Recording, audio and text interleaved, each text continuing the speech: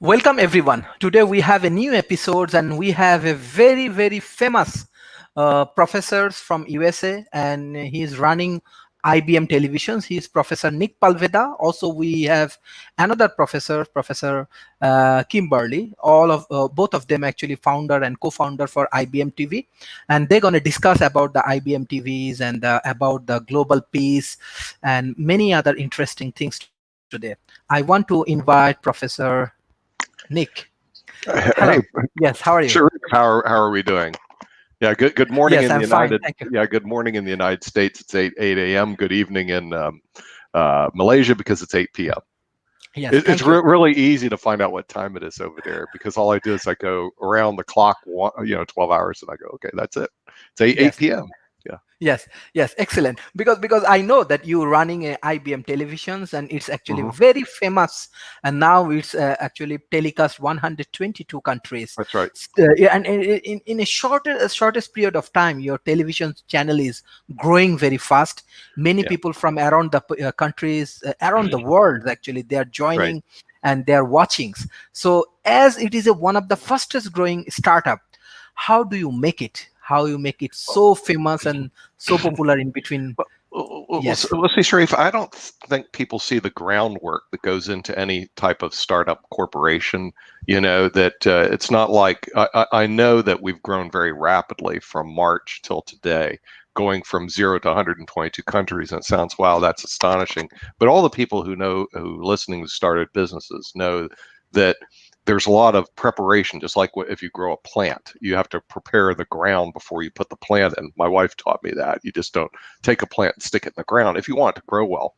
So actually, our groundwork actually took place in 2016, which is about 4 years before what you're actually seeing on the internet right now and around the world. And we started actually filming in 2016, doing productions back then at Campbell University Law School, where I was teaching.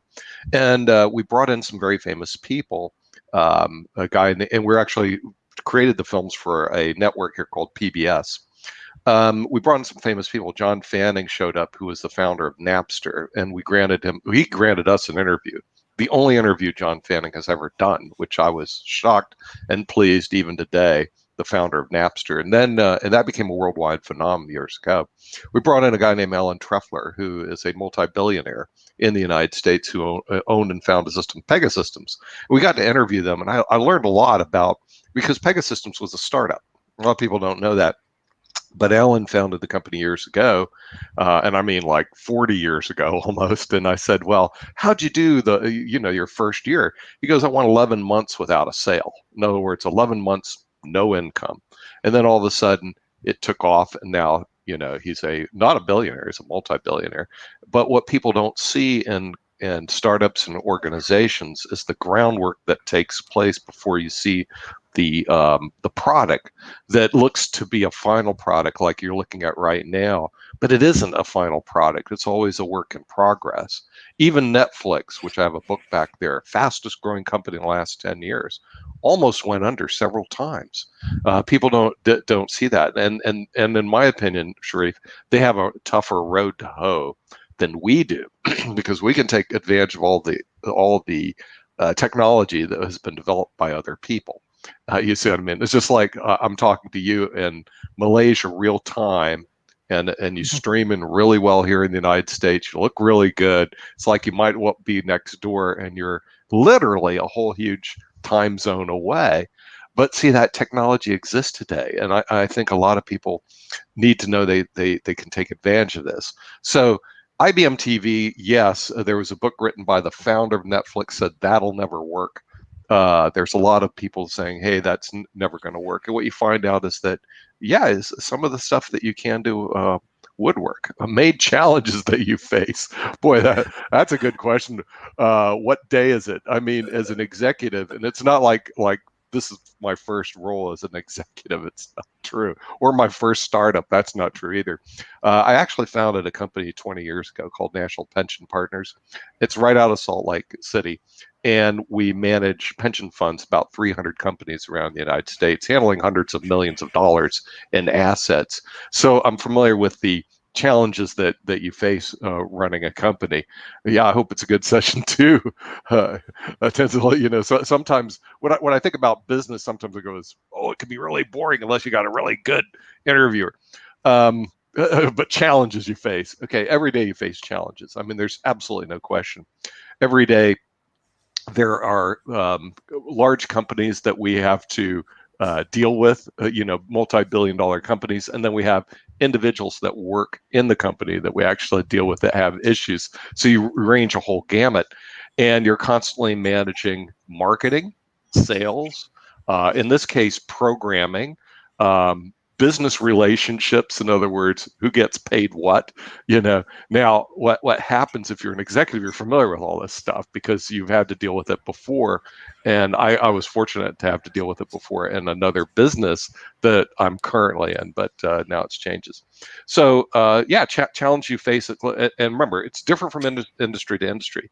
In media, which we're in, we face the challenge of course, distribution and because we distribute to 122 countries, international relations. In some countries, we actually face bandwidth issues, which, like in Malaysia, where Sharif is from, he comes in really well because of this thing called bandwidth. In other words, I don't know where he's doing this, but he has to have very good bandwidth, and then the streaming works really well. I'm on 5G network in the Research Triangle Park at Raleigh-Durham, North Carolina, and at the Research Triangle Park, which is Duke, North Carolina State, I get 5G Google bandwidth. Perfect. Okay, so for streaming, here's the problem: we beam into Africa, and we have programs out of South Africa and the African nation. A lot of different African nations, Laos, Nigeria. The bandwidth in some of the countries, Sharif, is pretty poor. So here you have people in Rwanda that I want to get on, Uganda I want to get on, all these people in Africa, and some of them have some really great material, but then they just don't have the bandwidth, so they just don't come in on the shows, and that's a unique problem that you have in media.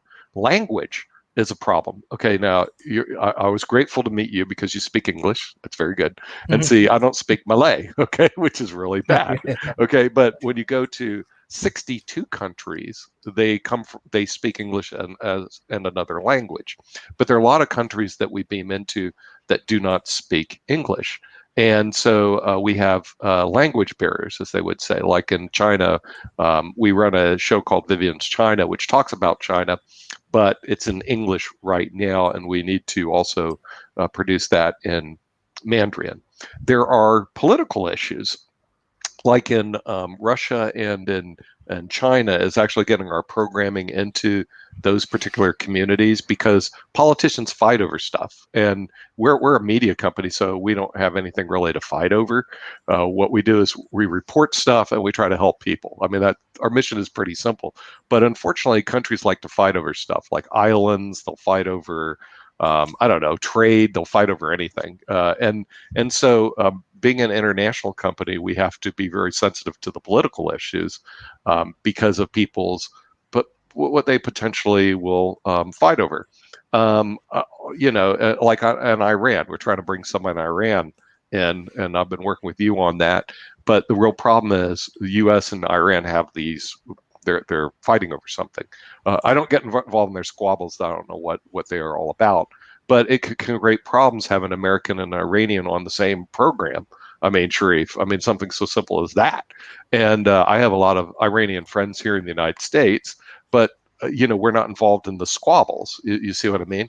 And so sometimes I think, Sharif, we have to be very sensitive to the political nature of all the political relationships that exist internationally. Now, these are unique to any international companies and international broadcasting media like IMTV, which is our real name. It'll be International Broadcast Media, which is something that you just have to deal with. So you not only have issues that are common to all corporations, and then you have issues that are also different from the industry that you're actually in. And once you get in the industry, then you start appreciating them more. Kind of a long-winded answer to the question of challenges that you face. But I look at it this way: as an executive, every day the problems get on my table, and I just got to work them out, deal with them, move on to the next problem. And that's going to happen all the time. It doesn't matter what industry that you're in. It's a very common problem.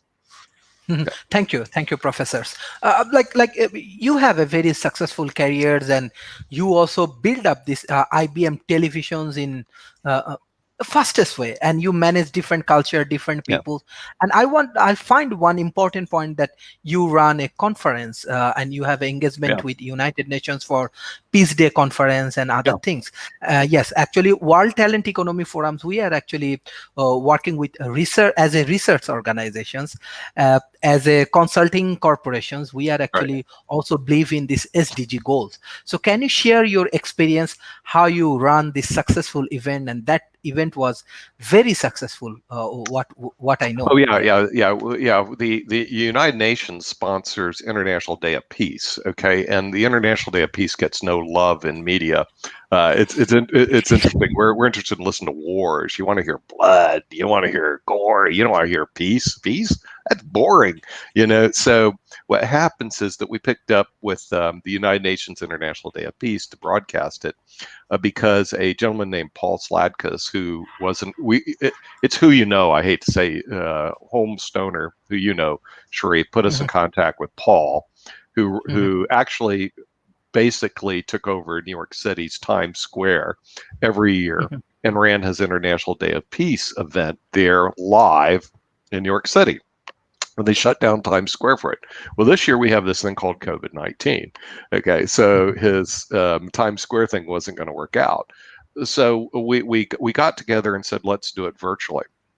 So what we did is we put together the programming so we could actually do the International Day of Peace on September 21st on a mhm, virtual basis, on a worldwide basis using the IBM TV network. Now, that has never been done before because unfortunately our friends at the United Nations don't get any love or attention. They sit in New York and they're off to the side, and a lot of people tend to ignore them, and they don't get any programming. So what we decided is actually pick it up because it fits our model of what we're trying to do, and we put together a program for the International Day of Peace, which was broadcast internationally. We actually had a lot of very famous people in there. I think you may have heard of Leonardo DiCaprio. Now, those were mhm, invited not by me; they were Paul's contacts. Leonardo DiCaprio, Michael Douglas, Elton John. I mean, they were all piped in. So we had a lot of very famous people and celebrities. It's interesting, Sharif. People buy celebrities. In other words, Elton John is mhm, a worldwide brand. So mhm, he shows up, everybody takes attention to him. And then once we do it, it's recorded. So if people want to watch it, you can go back and binge watch all the programs on IBM TV. So you could actually mhm, watch the International Day of Peace. So, so, mhm, so that's what we have the ability to do: get into 122 countries and distribute this content to 122 countries. It isn't bleed and lead content. So, in the mhm, United States, like, there's a lot of people that are looking for, crime and murder and all that stuff. And we're not doing that at IBM TV. So some people mhm, go, I don't want to watch this. Oh, and that's fine, but there are some people that go, hey, this is interesting, and something that could actually improve my life, and mhm, maybe I will watch it. I mean, notice, improve my mhm, life. I may actually watch it, but it's everybody's individual decision to do it. It's even like running a company and learning about economics, because I run Economics Monday. Well, that could be mhm, really boring, but the fact is, it could actually improve your life. In other words, you're learning mhm, something, skills mhm, that you could actually use. A lot of those mhm, books, all of them that I've read, they're not just sitting mhm, there for show. These are the books. There are some books out there that can actually help you improve what you're trying to do, but you just have to find them, because you got to wade through all these, mhm, books to find the ones that can actually help you. But mhm, we plan on doing International Day of Peace next year, and mhm, start building it up. Like they have the Macy's Thanksgiving Day Parade in New York. I mhm, don't know if it's beamed over to Malaysia, but it goes on every year, and they run mhm, little balloons up and down New York City. Well, mhm, International Day of Peace can be the same thing on a mhm. worldwide basis, except it's not a Thanksgiving Day parade, because over there in Malaysia, do you even recognize Thanksgiving? I don't even know, you No, know. no. Yes. You Yeah. don't. Okay, right. Yeah. See what I mean? So, Exactly. so Exactly. I tell my friends in the United States, I go, what you do here dies at the border of the United States. International Day of Peace, sponsored by the United Nations, goes worldwide. 7.8 billion people, as opposed to 300 million. So yes, I also do look at the numbers. 300 million. I like. And so I know the numbers of how many people live in Malaysia. 29 or 31 billion, 31 million people. Millions. Yeah. Yeah. Yeah, 31 Exactly. million. Yep. Yes, yes. Even I know that even still now Malaysia and many actually good universities, policymakers, different corporations, they know about IBM TV. Hmm. Even every week at least I get a calls from different Sure. universities and Yep. other things. They are joining with your televisions, and Yeah. they are also getting different kind of exposure. Besides that, I'm actually impressed that your televisions actually uh, engage with different underprivileged peoples, different kind of people, those who have lot of challenges and issues, but you trying to cope up with them, your television channels, and you are coming with a different ideology, different thought, different process. And another thing is that in COVID period, which is very important, that how to make this financial stabilities and other things, you have different idea and different show for that. Can you Mhm. share something about these things, because this is very important? Yeah, and universities are very important also, as we well know. We're big on education. I teach at Northeastern University's graduate tax program. I've been a professor there for 10 years. And in our program, we have the dean of the University of Illinois Business School on almost every week, and the former dean of Yale University Business School on quite often. And here's what I think on the COVID-19 situation.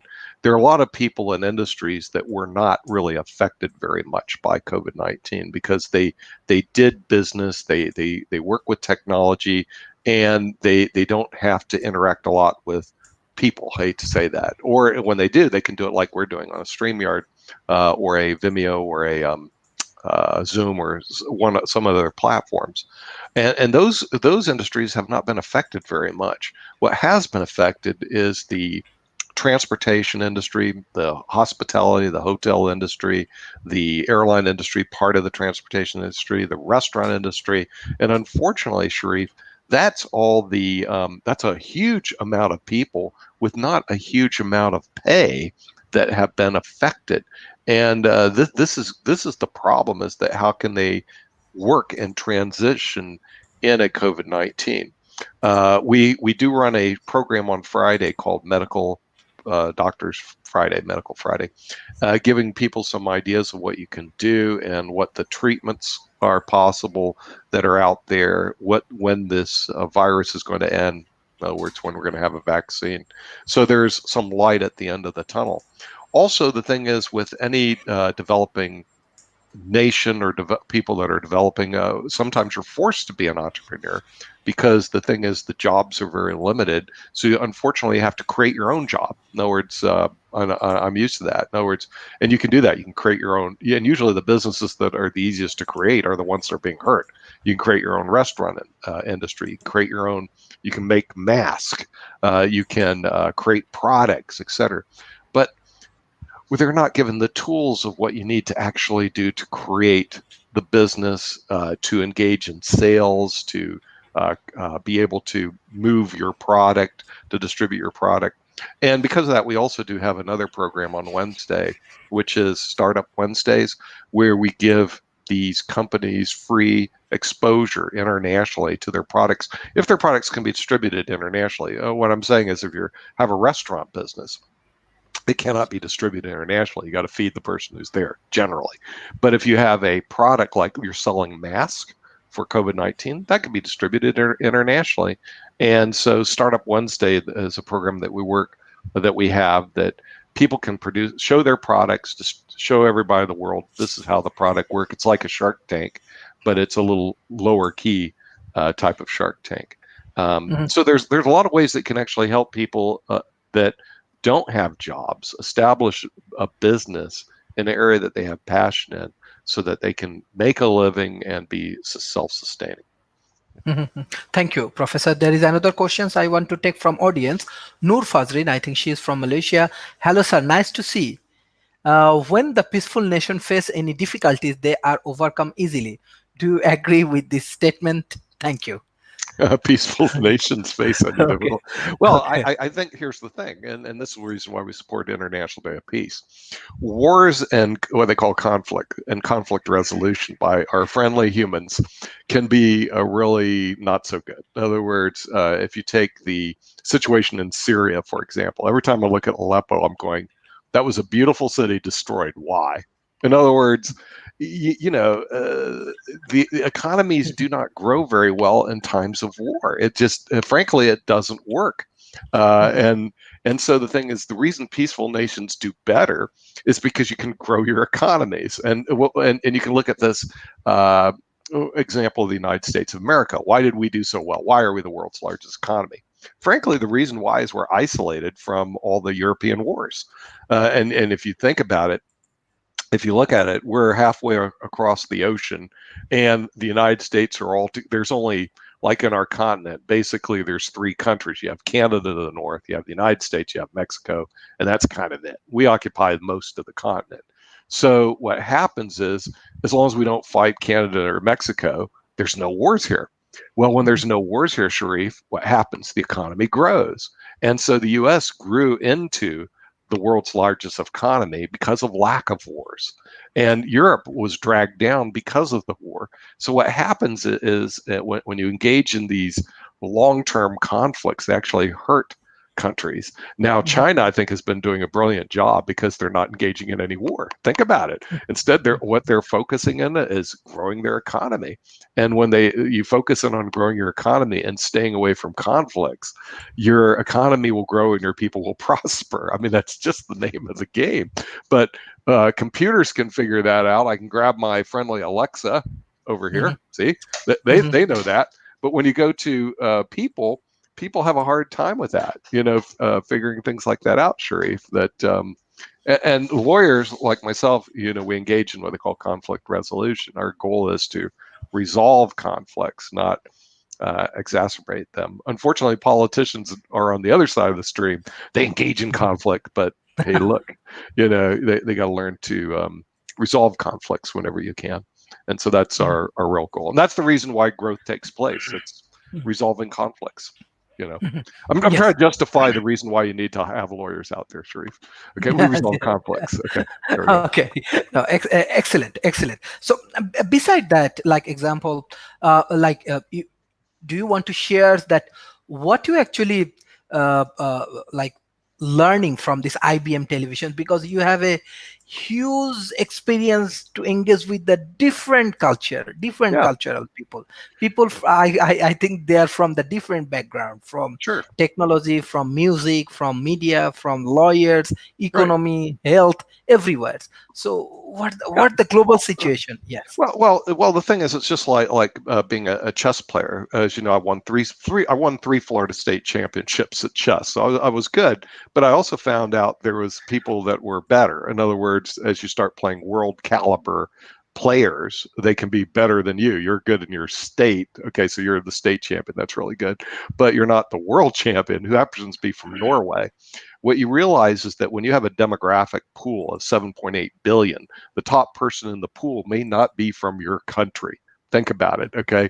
And they aren't. They're actually from Norway. It's Magnus Carlsen, who's the top player in the world. Well, when you think about it, when you get together a pool of 7.8 billion people, as opposed to the United States 300 million, you have the chance to look at, hey, maybe they're doing something a little better over there.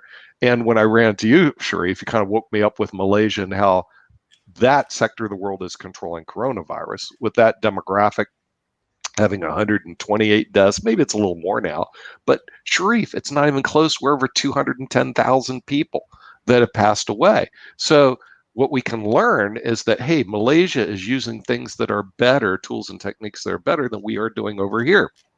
Let's go over and find out what they're doing and bring them over here to improve what we're doing. And see, that's what international trade and even international trade of intellectual property can do.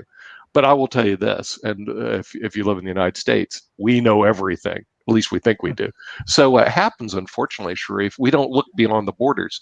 And when I'm doing it at IBM TV, I'm trying to wake up this sleeping giant over here and say, look, there's a world out there, and they may have better expertise than you do here in certain areas, and maybe you should look abroad for the answers. Conversely, we may have some expertise that helps out Malaysia that you can actually do, and you can pipeline this through, bypassing all the international borders right now through the internet. Shh, don't tell anybody, Sharif, but the internet can just roll through the borders. I mean, you can put all the walls you want in Mexico, but we broadcast in Mexico. I'm sorry. Okay, so we're going to be talking to the people in Mexico whether or not the borders take place. Now, with that, we need to put in challenges. The real question is, can we get, or will the internet community, or will the countries, politicians, I don't know how to describe it, start shutting down the ability of the internet to go through borders? And we don't know that yet. Right now, they haven't been able to do that. But the real question is, can they block us? In other words, saying, well, you're talking to those people in Mexico, we want to build a wall. And you can build a wall you want, but you can't build an internet wall. At least they don't right now. But will they in the future build internet walls to keep people from talking to each other? I don't know. It's going to remain to be seen. But right now at International Broadcast Media, IBM TV, we broadcast into 122 countries. The only wall that I see is broadband internet. In other words, being able to have the high-speed internet lines. But once the countries in Africa actually get, and they will, Sharif, get high-speed internet lines, then all of a sudden the African continent, which has 1 billion people, will have access to information to actually improve their lives, build their economies, build their businesses, access actually the latest and greatest technologies all over the world. So we're going to see a big change because of this internet technology happening. Where it's going to go, we're just going to have to monitor it, and really we're also going to have to monitor how the political environment's going to impact. And like I said, I just learned a lot when I tuned into Malaysia, tuned into you. I was going like, wait a minute, how can they control that coronavirus when over here we can't? It's just amazing. But unfortunately, the people in the U.S. they don't recognize much of Malaysia as a they don't recognize other countries. And someday, Sharif, we'll do a survey. We'll meet with college students. Can you point out on a map where is Malaysia, and watch them go? where True. where This is true. Yes. where is that again? It's really funny.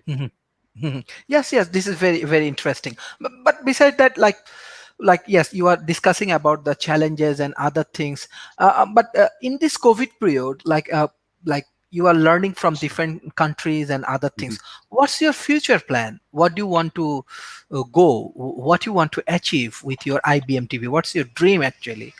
Yeah, well, I mean, the dream is to actually change the media programming that exists and watch what people are watching. Sharif, they're, unfortunately, and that coming from Muslim countries, that they have laws and restrictions on watching garbage. I don't know how else to describe it, but unfortunately, we don't have those laws and restrictions here. And what happens is there's a lot of garbage here in the United States that people watch. I don't know how else to describe it. And the media affects people. In other words, what you watch affects who you are. What you consume and what you read affects who you are. And this is a problem with any democracies or more freedom that you have. You have the right to choose. And a lot of people, they're going to choose wrongly or unwisely. And the media companies here don't mind feeding garbage and junk food. Garbage and junk food has been the mainstay of the United States of America. So if you come over here, you go down these strips and you see all this junk food. I mean, it's bad for you. High calories, high fat, and we have an obesity problem because of that. 40% of our population is obese. I mean, they're overweight because we eat junk food because it's easy, it's fast, it gives you a high, but it doesn't necessarily mean it's good for you. We also have junk media. Like I said, they have these murders, they have all this trash television, they have all this stuff that that you guys wouldn't like, and I can't blame you. But the thing is, it's out there. But when you consume that type of stuff, who you become is obese. If you consume bad media, you become, unfortunately, that bad person that you just actually consumed. So my goal is to actually transform the media and actually have good media that can actually help people and help people's lives and improve their lives, and not feed them junk food. Now, it may at first not taste as good as that junk food because it doesn't give you that super high. It's like sugar. Oh boy, sugar gives you super high. But the good food, which is curry, which I found out in one of our TV shows. I don't know if you eat curry over there, but I had my Indian curry last night and stuff like that. It was really good. And one of our doctors say, well, it's good because I was quercetin in it. It has all these good things. It takes a while to get adjusted to eating good food and having good behavior. So it's going to take a while for our media company to feed people stuff that's good for them, that helps them out, as opposed to listening to trash TV. The trash will always be around. I'm not going to be able to stop it. The junk food's all that's always going to be around. But we can do is we can give them tools and techniques using the media to actually help improve their lives and make things better for them. And that's what we're doing at IBM TV. It's a little revolutionary. I know, what a thought, to actually give people things that are good for them, rather than trash television. So yeah, we're going to be competing with trash television. And a lot of people are going to still watch it. Can't stop it. What we can do is we can create our own niche, and that's what we're going to do. Yes. Beside that, now USA has elections, and Oh USA boy. elections actually worldwide, everybody has strong attraction about USA because definitely USA is a Yeah. big World's largest economy. USA economy. is the Right. largest world largest I was telling economy, people and we are the world's they have largest economy until everything. China They takes over. have Yeah. exactly they're really big. So in Hmm. that situation, actually, even your media, and you are also Sure. working with the White House and different kind of Yeah. interesting political activities. Can you explain these things, that what the situation, what will happen, and we are I think we Yeah. have our another guest, Professor Kim. Hello. Oh, Kim Yes. has joined. Hello. Yes, Namaste. how are you? Hey, I learned this at IBM TV. Namaste. Yes, Okay, yes. it doesn't exist as a greeting here, and we're trying to figure out how to greet people without touching them for coronavirus. And this is a great greeting, Namaste. Okay, so Yeah, anyway, yeah. I give it 2 points. I want to help you with another word. It's called terima kasih. It's a Malaysian word. Terima Uh, kasih. well, welcome. Oh, So terima kasih. Tell me, terima kasih, Terima Professor kasih. Okay, Kimberly. good. Yes, is yes. it, spell it for us. Can you spell it? Well, Uh, it's telemakase. So you just say terema, Terema, terema kasih, Kasih. termakase. Welcome. Termakase. Thank you. So in many ways, the word, you always go back to the Greek, right? But in many ways, terra makase, you would almost think that's like a terra house, right? The Okay. terracotta houses. So terra makase, welcome to my home. Welcome. Mhm. So I like that. Yeah, that's how I termakase. remember these words, right? The Yes. Greek Yes. meaning is Okay. Yeah, excellent. We are just discussing about these IBM televisions, and IBM television has this very good combinations, founders and co-founders. So Professor Kimberly, she is also joining with us. Already World Talent Economy Forum, we are more on research and more on business relationships and consultancy. So we are really impressed how actually IBM television grow. Already IBM TV become very popular in student community, intellectual community, policymakers, corporations, many of the interested people. Actually, I get a call every week, at least every week I get a call about IBM televisions. Even Indonesia, Vietnam, Taiwan, this kind of countries also watching. Even okay. The ad showed up. Yes. Yes. that's There what is they call smart TV. yes. I think this is actually one of the Malaysian organization response. Royal Ginger, he asked why the act of Trump taking his mask in public in pictures as a brave act. I wondered. Anyway, I don't know. So everybody actually watching you, and yes, we are actually on this political issues. So Professor Kim and Professor Nick, can you please discuss about this, because people has huge interest about American politics, huge interest about American this presidential debate. Even Malaysia, I will invite you for this kind of debates. Thousand and thousand people goes and they join, let's say, International Islamic University. I seen their deputy rectors and everybody already join in IBM televisions. We are actually a very good fan of American presidential elections, but also we are also fan of your what you are doing with your White House show and other political analysis. American politics. Yes, yes, this is really really interesting. So can you just discuss about Yeah, this? yeah. We had to be very careful, even though we're in the United States. We have to be very careful with beaming into American politics. So we found this guy, Bill Trezevant, who's really good at being objective, because American politics here is wild. I mean, people just go up in arms about it, and what you're seeing is what I call the greatest show on earth, at least for the next 20 days, Sharif, because we have a celebrity apprentice in the White House with a professional politician.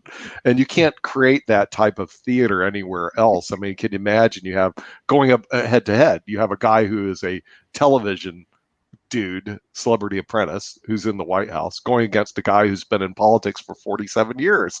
And they're going head to head here in the United States, creating a lot of what I call theater. And certainly, I was going, why would people overseas watch it? But unfortunately, because we are the world's largest economy, it does affect the economies around the world. No, and we've seen that, how you negotiate trade, how you work with other countries, how you establish diplomatic relationships, how you tear apart diplomatic relationships. So it's going to be a big thing, and we're covering it on IBM TV through our friend Bill Trezevant, who runs American politics out of Washington, D.C. Now, we went specifically to Washington to find, and he's an attorney also, to find somebody who is in Washington who can cover American politics and cover it in a way that we're not going to be sided with one party or another, or even express a lot of opinions, because what you see in our media here is it's opinionated. In other words, they're not listening to the candidates. What they're doing is the people who are doing the media are creating the candidates out of their own mouths. In other words, and you see that here all the time, which I think is wrong, but there's no way to stop it, because in our country, 90% of our media is controlled by 5 corporations. So we complain about Russia. Well, there's one media company that controls most of their media. Well, here there's 5 of them that control most of our media. So you can't really get, and what we like to listen to is the candidates themselves. In the last quote unquote debate, which was poorly put on, and we let everybody know that IBM TV would have done a better job, they forgot the mute button. Now, like Sharif, if you don't like me talking, all you have to do is go over there and press mute, and then Nick doesn't talk anymore. Well, you could have done that. The technology is there. They failed at that debate, and so all you could hear is people over talking each other. And that's what happened in the last debate. It was pretty poor, and then it represents us to be pretty poor. And whose fault is that? That's media's fault. In other words, the group that put it on should have stopped it. Now, tonight, I believe we have another debate. It's going to be the vice presidential debate. The plan is to have plexiglass and hopefully the mute button, and maybe they'll actually have a real debate, because I know it really embarrassed us and in front of people like you, Sharif, who've debated professionally, or if you're a lawyer and you argue professionally, when you get an argue, one guy doesn't stand up and says, "Oh, that's not right. That's not right. Should be not." They don't interrupt you. I mean, it's just common sense. And and in court, what they do is they will actually hold you in contempt, send the bailiff out, pick your little butt up, and take you out into the jailhouse. I mean, seriously. Okay, so you never do that stuff. And here that didn't happen, but they didn't have the mute button. And so I was just, I didn't watch it after a while. I left. I was going, there's no debate here. This is just people over talking each other. Maybe we'll see a debate tonight. I don't know. Maybe we'll see a real debate. And they discuss the issues, Sharif, because a lot of cases, it's not the issues, it's mud slinging. In other words, well, your wife died in a car accident 20 years ago. I think it was your fault. They talk about stuff that's totally irrelevant to the issues, because people love the mud. They want to hear the mud. They don't want to deal with the issues. The issues are hard, and they take some time and thought. That's something Mhm. that Nick and I learned. Just to interrupt Nick here for a minute, and to answer probably part of your question, is why we started IBM TV. Is when we were working with regular networks, we learned unless you bleed, you don't lead. Well, bleeding isn't the real issues, right? Bleeding Mhm. isn't telling the real story, and we learned that they wanted you to stretch it. And like Nick said, that the commentators, they form your opinion for you. They're trained to guide you to think their way. Like Fox might be more for one party than the other. So a lot of the media is trained, very well trained, to help guide the opinions for you. One of the things that Nick and I, when we did the TV shows that Nick put together, we tried to let it be the real story. Right, we let them tell the story. We let that be the person's story. You know, a lot of times people go, "Oh, dig up the dirt." No, we aren't here to dig up the dirt. We Mhm. are here for this person to come on this, and this is why we had exclusive interviews with millionaires and billionaires. This is why they wanted to come back, was because we weren't about the gotcha journalism, Gotcha. right? Gotcha. We're Gotcha about journalism. we're Boy, about it's giving bad you over here. real facts so that you can form your opinion. I mean, Sure. how brilliant is that? Because I think every mind can be a brilliant mind. It's what you feed it and allow it to grow. And that's what IBM TV is about, a smart TV. That's why we kind of coined that. But you know, to answer the person's question, I don't know why somebody thinks that it's a brave act to go out into the public knowingly and willingly, and knowing that you have a disease that you can spread to everyone, when the simplest fact is to stay quarantined. If you're a president, by God, you've got the best quarantine facilities in the world. Stay your butt at home. Excuse me. Stay home until you're well, just like a flu or a cold, because you don't know what you can spread. Even if everyone's wearing masks and gloves, you just, even doctors who wear all full PPE, they've been getting sick, right? If it gets into the limo, you're not going to get every COVID out, right? You're going to have to go probably take the limo somewhere and let it bake in the sun for a day. So my thing is that we don't have leaders that are being responsible and setting the examples of responsibility. They're like, "Oh, I'm not afraid. Don't be afraid. I'm a hero." Well, you know, most heroes come home in caskets. You know, that's my thing is unfortunately many heroes come in caskets. But that doesn't fix the economy. But I want to ask you two a question, you two brilliant minds. What is, in your mind, what is the best economic system in our world? Mhm. Okay. Uh, okay. One thing I learned from Singapore, I can share, because I'm actually not Malaysian. I'm actually from Bangladesh. So even I visited many countries. I try to learn from different Ivy League university and best university. I try to learn. So one thing I learned from Singapore, because because once upon a time Singapore is not a like well financially solved, and economically they are not in good shapes. So I asked their scholars, university, let's say National University of Singapore. I go there, try to learn what's happened, that what's the issue that Singapore becomes so successful, and even though they are very small compared to USA and other country, but how they make it so successful. He said that three things. One of my professor, he said that uh, I give you a secret things about success, economical success. If any country can follow it, they also can be successful in their country, and it's completely free. So I said, what these three things? They said, he said, MPH.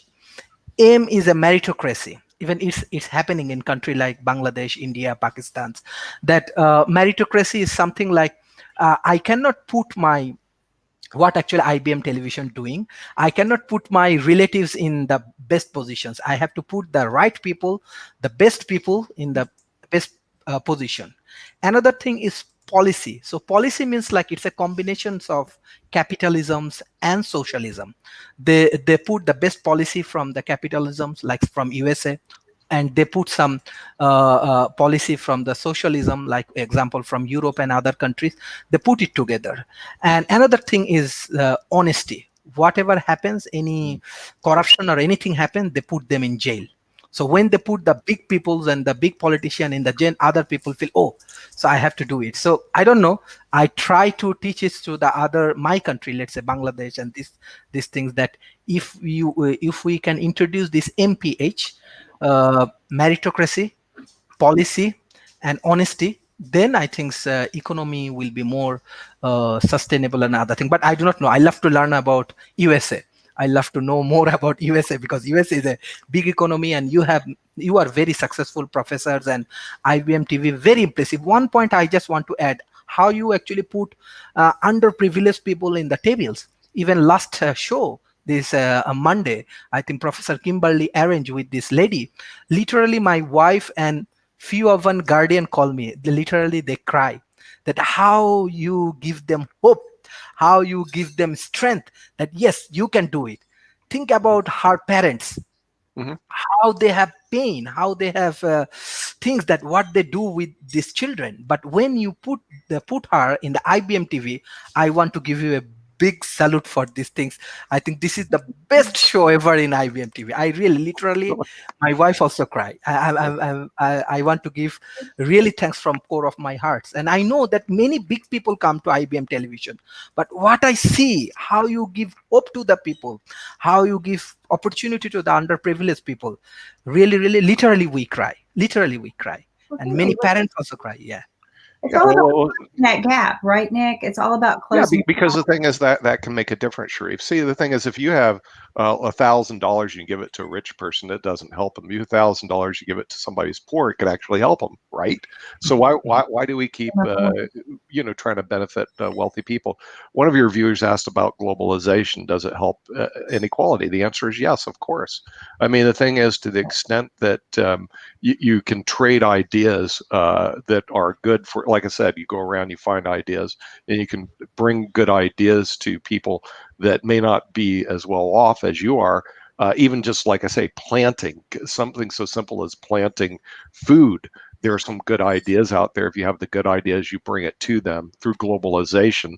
They make more food, and all of a sudden, hey, you're eating well, and you can actually help people out. And so globalization can actually help people in terms of isms. What is the best economy? It's the one that works for the people at the time. There is no best or worst economic system out there. I agree with Sharif. It's probably a mixture of different types of systems, and you have to find the best one that works for that country at that point in time. So like in this is one reason I kind of joke, but not really joke, that sometimes dictatorships are better than democracies. Everybody goes, "Oh, dictators are all wrong." Yeah, if you get the wrong dictator in, but if you get somebody who's good at, we put a plug for my friend Xi Jinping, that he's built up his economy. What's wrong with that?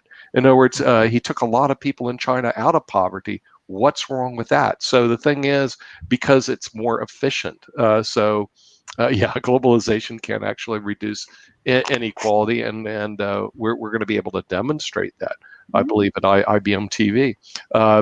Figuring a way to bring broadband to the African continent, I think will make a tremendous difference, because now all of a sudden the internet is like Right. the world of information. In other words, you basically have, yeah, you have the whole world at your fingertips. You have the total massive amount of knowledge in the world at your fingertips if you can access the internet. If you can't, you're shut off. You can't access the information. You can't figure out how things work. Where the internet gives you that ability to just go online, find out the answers to a lot of questions. And so I think that form of globalization will help, and will help the whole world economy. And we're going to be able to demonstrate that on IBM TV. I think that that's one of our missions. I think that's right. Both of you hit the nail on the head, that it's all about working together, thinking it through together, but uniting on the ideas. But any economic situation needs to change and evolve with the needs of society. To me, the best economic system in the world is nature, right? Nature sustains itself no matter what. And if we watch nature, like Nick said, grow the food, right? We need to sustain, but food grows. But in every species in nature, it learns how to evolve and sustain in nature, whether it's a predator or defending itself from a predator, right? And what's great about nature is unfortunately, if it loses a loved one, they just keep reproducing, right? They know how to continue to evolve and continue to sustain. They know how to find their foods and what's important. in our species, what's important are things that we need to give us shelter, give us food. They're still sustainable needs, right?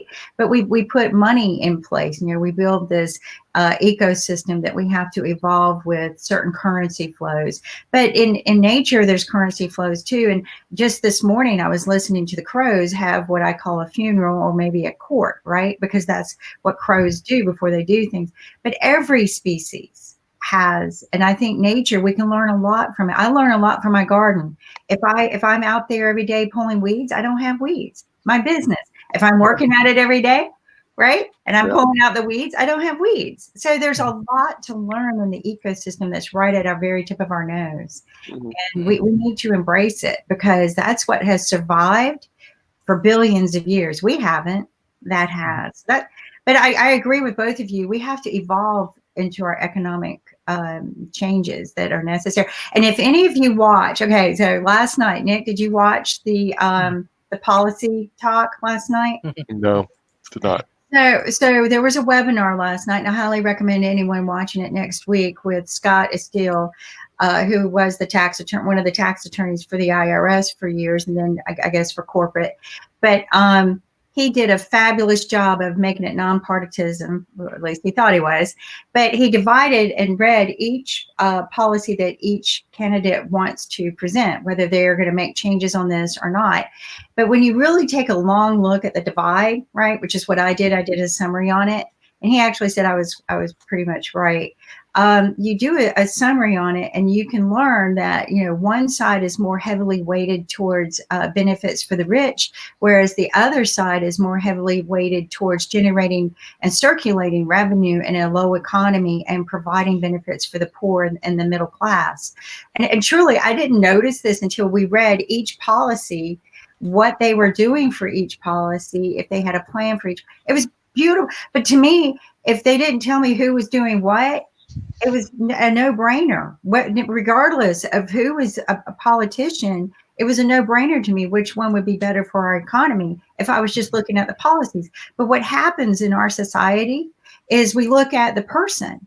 Oh, I like Trump. I don't care what he's doing. I think everything he's doing is great. Oh, I like Biden. I don't care what he's doing. But if you just look at your personal needs or the economy's personal needs, and that's what Scott's trying to teach. If you just look down here and you could look and pinpoint what policies are going to benefit us, that's what we need to do. And he even said it, tax policy should not be political game. And it is. So, but thank you for answering that question, guys, because that's exactly what I believe. I like the MPH. I wrote it down. I like that. Even if you share your experience, last Monday you start women empowerments and you come up with your show, brilliant show. Can you share your things? Even I request those who are watching this IBM televisions, especially watch these shows, and you can understand that how they try to motivate different cultural people, different level of peoples, different underprivileged people. Because I want to say, because I am actually growing from a small district, very small village in Bangladesh. Then step by step, I'm moving in the different countries. I try to learn as much as possible. Even you are very respectable for me. What I learned from IBM TV last few months, I'm really really grateful to both of you. That's why I always say Professor Kim and Professor Nick, because this is very respectable for me. And always I believe that you have to do more. You have to do more for these things. And IBM TV actually is a symbol of class. So that is the belief and trust. And World Talent Economy Forums, we are basically engaged with different underprivileged communities and different youth community, different corporations, different developing nations. So we want media partner like you. We want organization like you, those who have different mindset, those who have different attitudes. Previously, I do work. In 2009, I was national television champion in Bangladesh. I work with ATN Banglas and other media, but you are completely different. Your mindset, your attitude, your personality, your depth of knowledge. So it will be very helpful for our community. And beside that, many people actually want from Asia Pacific. They want in this situation they want to invest some good corporations, good things from Asia Pacific. Do you have any strategy from IBM TV if someone want to involve with IBM TV as an investors and other things? Because always every time we get a call from corporations, they want some good investment opportunity. They want some dynamic organizations. What I see that IBM is one of the dynamic organizations. What do you want to introduce your strategy?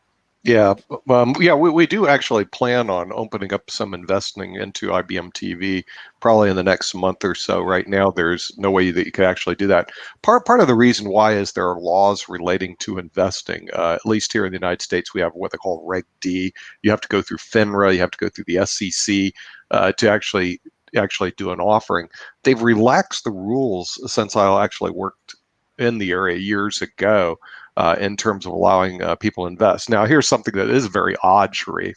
It's easier for somebody internationally, like where you're in Malaysia, to invest in IBM TV than it would be for somebody in the United States. In the United States, we're limited to accredited investors in a Reg D, but outside the United States, they relax the rules in terms of the accredited investor rule. But we are working on that so that we can actually have investors around the world to be part of the IBM TV family and help it grow because we can see a large growth and opportunities that we can actually help people around the world doing the things that you're just discussing. Solving some of the situations by this thing called globalization. But what I'm looking at really, Sharif, is you're taking the best minds from the world getting together and solving problems as opposed to just the best minds in one country.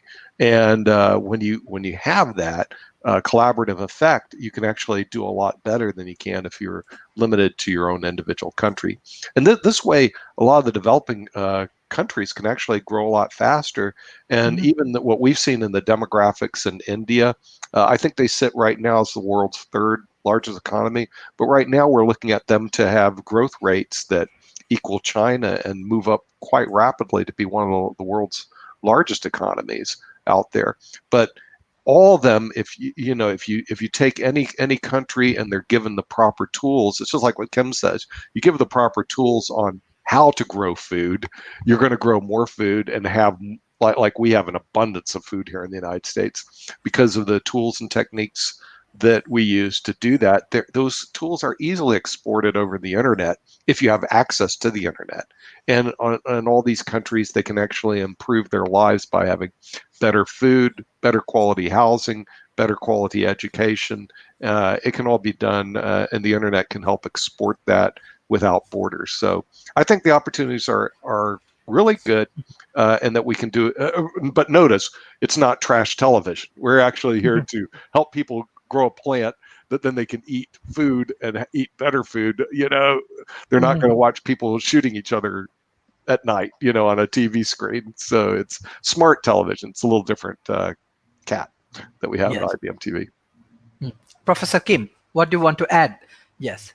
I think that what we're trying to do is not lower a bar where the gap is. We're trying to raise the bar. So that's why we're giving so much opportunity to the underprivileged who really had no voice in all these years.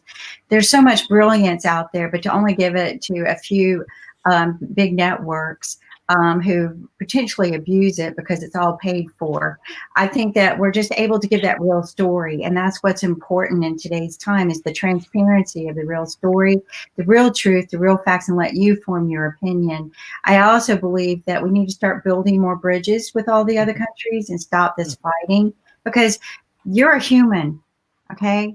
There are a lot of humans in their country, good or bad. There's a lot of humans. China, there are a lot of humans in that country, right?